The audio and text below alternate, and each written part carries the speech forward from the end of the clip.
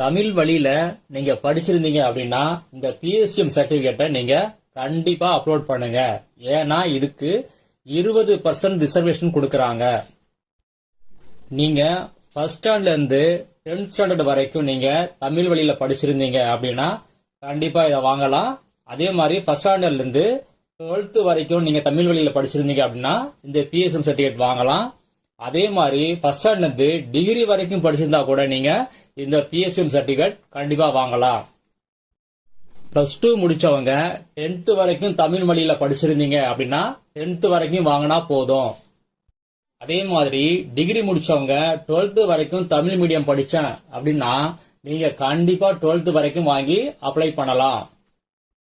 இந்த பிஎஸ்சிஎம் சர்டிபிகேட்னால உங்க ரேங்க் பொசிஷனே ரொம்ப அட்வான்ஸா வரும். அதனால மிஸ் பண்ணாம இந்த பிஎஸ்சிஎம் சர்டிபிகேட்டை வாங்கி அப்ளை பண்ணுங்க. இந்த பிஎஸ்சிஎம் சர்டிபிகேட்டை நீங்க ஆன்லைன்லயும் வாங்கலாம், இல்ல டைரக்டா ஸ்கூல்லயோ இல்ல காலேஜ்லயோ போய் நீங்க வாங்கலாம்.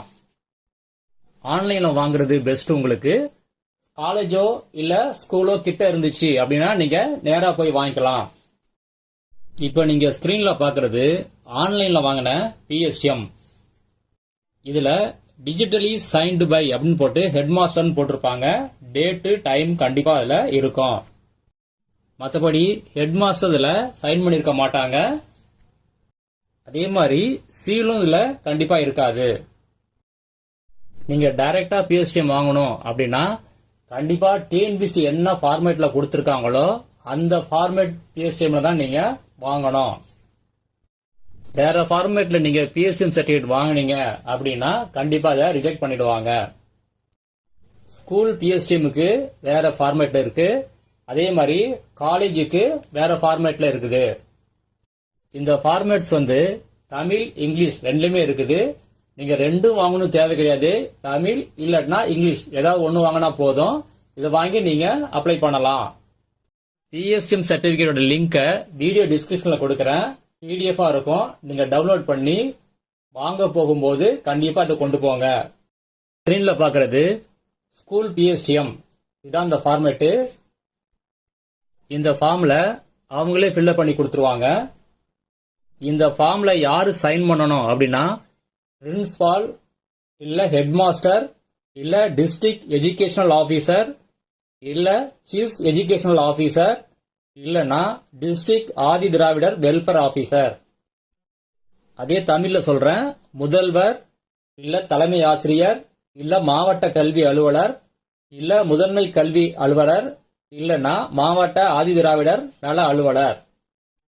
இதுல யாரு சைன் பண்றாங்களோ அவங்க சைன் அவங்களுடைய சீல் கண்டிப்பா இருக்கணும். அதே மாதிரி அந்த ஸ்கூலுடைய சீல் இருக்கணும், டேட் இருக்கணும், பிளேஸ் இருக்கணும். இது எதுவுமே மிஸ் ஆகக்கூடாது. மொபைல் நம்பர் கண்டிப்பா கம்பல்சரி கிடையாது. ஆனா மத்த டீடைல் எல்லாம் கண்டிப்பா இருக்கணும். இப்ப நீங்க ஸ்கிரீன்ல பாக்குறது காலேஜுக்கான ஃபார்மேட். அதாவது டிகிரி காலேஜ் இல்லாட்டா டிப்ளமா காலேஜ், இந்த 2 காலேஜுக்குமே இந்த ஃபார்மேட் தான்.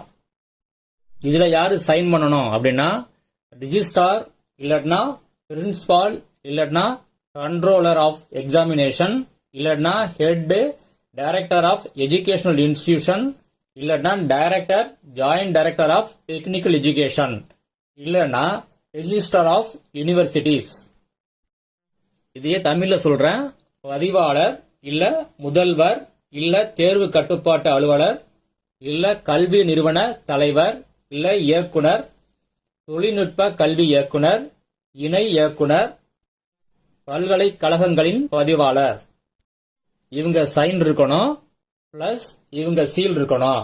அதே மாதிரி கல்வி நிறுவனத்தின் அலுவலக முத்திரை, அதாவது ஆபீஸ் சீல் கண்டிப்பா இருக்கணும், டேட் இருக்கணும், அது எந்த பிளேஸ்னு இருக்கணும்.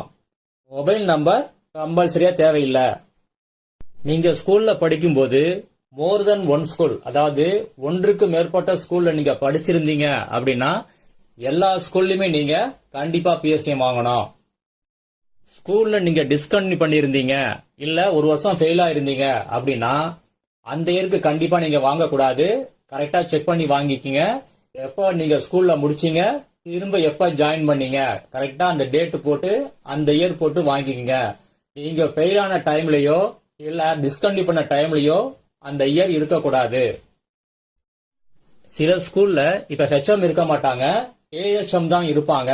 அவங்க சைன் போடலாமா அப்படின்னா கண்டிப்பா சைன் போடலாம். அவங்க சைன் போடும்போது ஃபார்ம்னு போடுவாங்க, இல்லட்னா இன்சார்ஜ் அப்படின்னு போட்டு சைன் போடுவாங்க. கீழே ஹெட் மாஸ்டர் அப்படின்னு சீல் இருக்கும். அடுத்தது ஸ்கூல் நேம் சேஞ்ச் ஆயிருக்கலாம். அதாவது தொடக்கப்பள்ளி அப்படிங்கிறது நடுநிலை இல்ல உயர்நிலை பள்ளியா மாறி இருக்கலாம். Panchayat school town panchayat school மாறி இருக்கலாம்.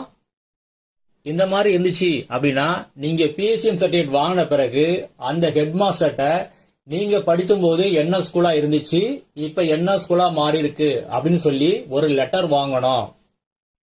அந்த லெட்டரை நீங்க இப்ப அப்லோட் பண்ண தேவையில்லை.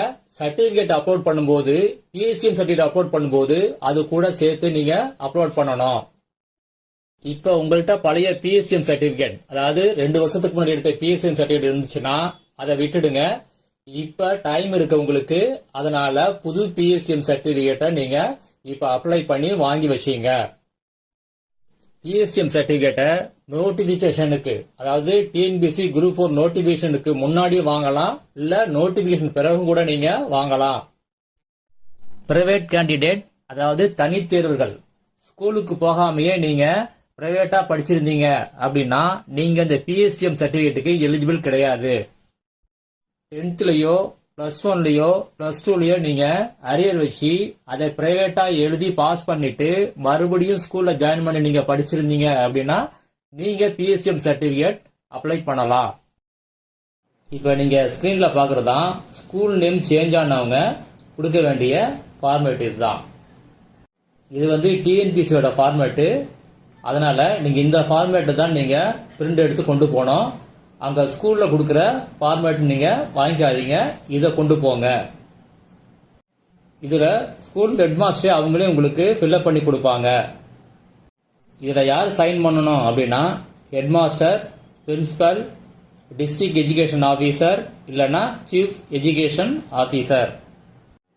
இதுல உங்க நேம் எழுதுவாங்க, அடுத்தது உங்க ஃபாதர் நேம் எழுதுவாங்க, அடுத்தது எந்த கிளாஸ்ல இருந்து எந்த கிளாஸ் வரைக்கும் நீங்க தமிழ் மீடியம் படிச்சீங்க அப்படிங்கறத எழுதுவாங்க.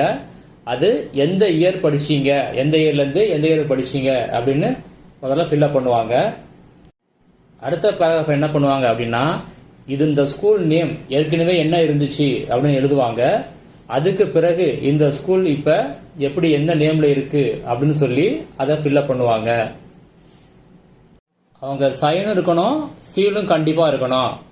அதே மாதிரி அந்த ஸ்கூலோடைய சீலும் கண்டிப்பா இருக்கணும்.